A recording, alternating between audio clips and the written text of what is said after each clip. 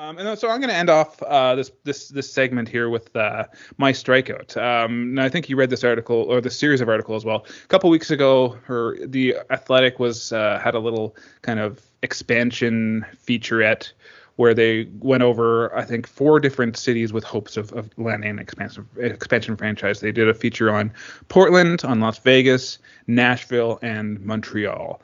And they were all really good reads. If you are a subscriber to The Athletic, check those out. It's really good. But my takeaway from it is that, and this is my strikeout, is that the Expos aren't going to get an expansion franchise. I don't know. Did you read that article? Did you get the same?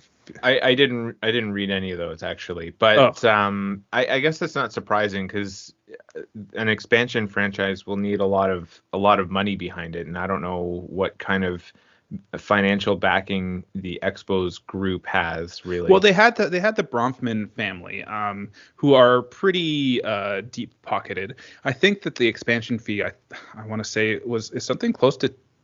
Did they say $2 billion? I could be wrong. Maybe I'm wrong on that. But it really sounded like after the whole fiasco with the dual city sharing thing with Tampa, after that was shut down by MLB owners, that the Bronfmans were, I forget which, I think, is it Charles? I forget which Bronfman it was, but they were just really disappointed by the process and felt kind of misled.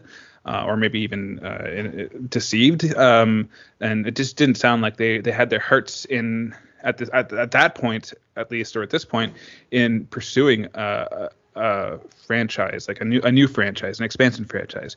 Maybe if Oakland or Tampa moves, that could be another destination, but it really sounded like the momentum was killed for Montreal getting a new team.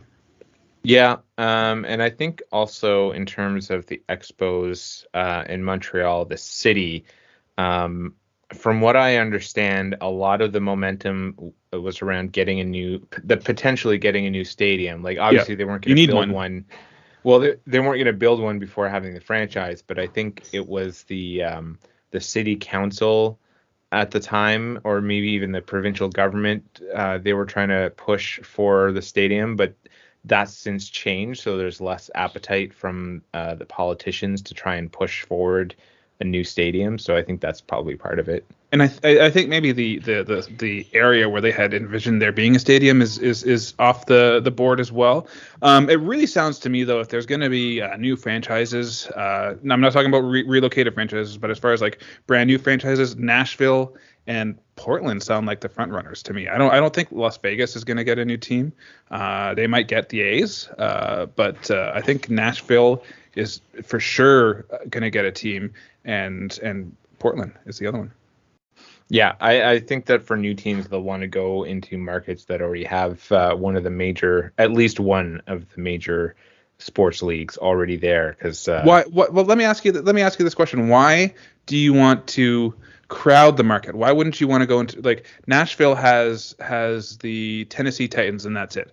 Portland has the Trailblazers. Well, no, Nashville has the Predators. Oh, and the Predators too, yeah. But and like Las Vegas, they have the football team, the Raiders, and they have the NHL team. But like the more teams that are going to be in there, the less focus you have on your yeah. Your but I'm just saying, like it's good. The three sports. Well, okay.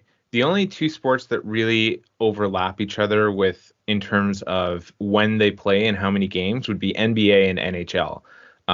There's not a lot of competition for football in the other leagues because football they play once a week, and then baseball is in the summer. So there's not a lot of competition between baseball and the other sports, except for a few months in the year for playoffs and yeah. But if you're looking at season ticket holders, if you're wanting to buy season ticket holders, you're not going to buy all 4 or 3 or 2, whatever. You're going to only pick one team to get season tickets to. You're not going to like have season tickets all year round to all the teams in all the leagues. So if you're going to pick one, and you're the only team in town. I think you're also underestimating probably the size of the markets and the number of people that.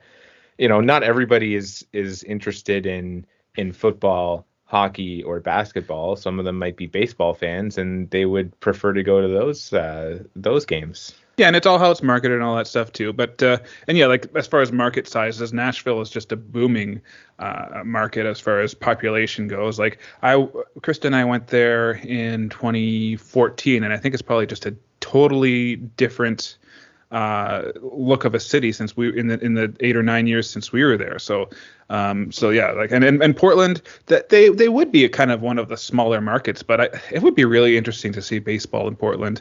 And I think that also, market aside, I think that the talent distribution is there amongst different countries. Like I think that there's enough talent to add in two more teams and make things still be competitive.